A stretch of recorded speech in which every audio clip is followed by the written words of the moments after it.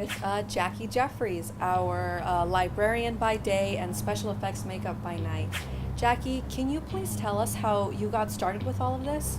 Well, basically, growing up when I was a kid, there was lots of practical horror movies that were coming out at the time, like American Werewolf in London and The Howling. And they would actually show these guys behind the scenes, and I'd get to watch them, and I just got kind of hooked up in that kind of craft. So then it sounds like this is something that came from your childhood, and now you are a librarian as a full-time. Do you find that there are any crossovers between this talent that you have of special effects and you as a librarian? This particular library here at the school interests me because of the filmmaking aspect and the type of books that we collect and some of those topics. So I'd say in this case, yes, I'm finally in a place in a library that actually celebrates the effects and filmmaking and that sort of thing, which always interests me as a kid. So I was able to dovetail the two. Oh wow, it's like a win-win situation for you. Correct. That's incredible. So what kind of things do you specialize in as a special effects makeup artist? In my case, for a while I was also a medical librarian. So one of the things I specialize in is actually wound makeup.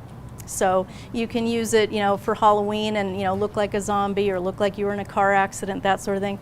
But actually that type of makeup can be used in medicine as well as a way to teach the doctors an idea to see something that looks real to them, and so they're not as shocked when they really see the real thing. So I went the direction of wound makeup.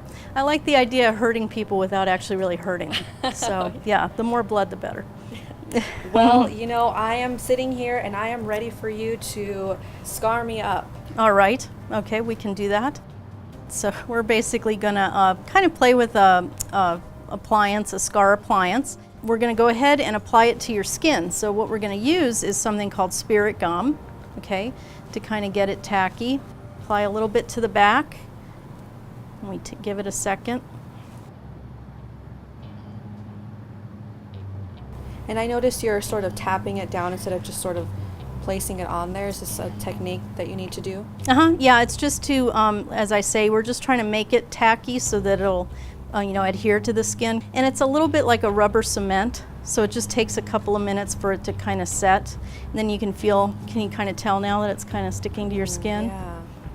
So then another thing we want to do is look at some of the flesh-colored makeups to see about blending the edges before we work on the inside of the scar. So I'm just going to grab a little bit of a flesh tone here, see if we can blend it, because this is kind of a cartoony scar, so color-wise. And what was that product called again? This is going to be actually a Ben Nye makeup, and this is a cream highlight. So that's to make it look a little bit more realistic or more flesh-like. Yeah, a little bit on the edges. Because this is kind of a hard edge, we're just going to go into some colors. So as you can see, there's different colors on what's called a color wheel. And I don't know, I like to kind of play with the lighter colors first and then just move through. Also, depending on the area of a wound, like if you're going to have a bruise, the aging of the wound would start to show you. So that's why you'd have your yellows and greens, because as a wound gets kind of older, it starts to take on those colors. But then you also have like your purples and blues and reds, which would show kind of a new wound. But I'm just going to play with color. So you don't follow necessarily a type of method, you sort of kind of improvise as you go along? Oh, exactly, yeah. That's one of the things with me. I'm just kind of playing with it and seeing what colors blend, because you're like my little tapestry right now. So do you have any heroes that you draw inspiration from in the makeup world? Well, definitely starting out it was Rick Baker, because they basically interviewed him on every type of show. He ended up winning the most Academy Awards for makeup when they finally created that as a category with the Oscars. He was also nominated the most times, so he's kind of the lead guy. We have like Greg Nicotero and Howard Berger, who have an effects shop. They're trying to, bring some of the practical effects back. Like if you're familiar with the show The Walking Dead, they use a lot of practical effects for the zombies. The kind of thing that you're seeing, they have a bit of a resurgence. It's nice. It's nice to see that people are interested in it. And definitely, every Halloween it seems like people are in the mood. I'm just going to grab basically a red, color, And I'm going to use something that's called a stipple sponge. Okay, so it gives you a little bit of texturizing around the wound. So you appreciate the horror special effects more than any other type of special effect.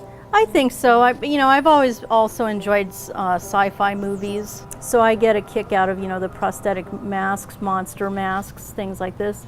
One of my favorite movies is Predator. When he took off his helmet, you could actually see what the creature looked like. So I notice you're sort of using the tip of the brush here, Jackie. Is that a sort of technique that you need to use when implementing this? Oh yeah, it's just to help, kind of get into the edges a little bit. So you see how I'm going to color that in with red, so that, it just kind of enhances the actual wound. Okay, and then we're going to apply this, which is actually called a scab blood. And they use this a lot, like in the haunted houses when you're doing live makeups. The nice thing about this kind of blood, because it's called like a scab blood, it kind of gives it a little bit of a wet effect. And so we're going to grab a little bit of the more liquid blood. And that's the stage blood, correct? That's stage blood, yes. I'm just going to dab that around. If you put it in increments, it's harder to take it away if you put on too much at once. So I like to kind of be careful with it, because as you know, you can add more, but it's hard to take it away. Well, Jackie, this is looking really great. Awesome. This looks amazing. Yeah. Truly horrifying. Yes. In a good way. Right. That was the whole key. And you've mentioned before that you have some credits actually in IMDb. Yes, you can look me up under Jackie Jeffrey in IMDb. I've done a couple of independent films. That's incredible. And you also have a book out on Amazon as well? Yes, it's a beginning guide to makeup special effects, so you can learn a little bit more about makeup effects and what goes into your kit, and how to get started if you're interested in starting. Wonderful. And you also have 2 websites as well. Yes, I have goremaster.com and goregirl.com. Well, thank you, Jackie, so much for being here with us. We really appreciate it. This looks terrific. Thank you. And be sure to check out goregirl.com.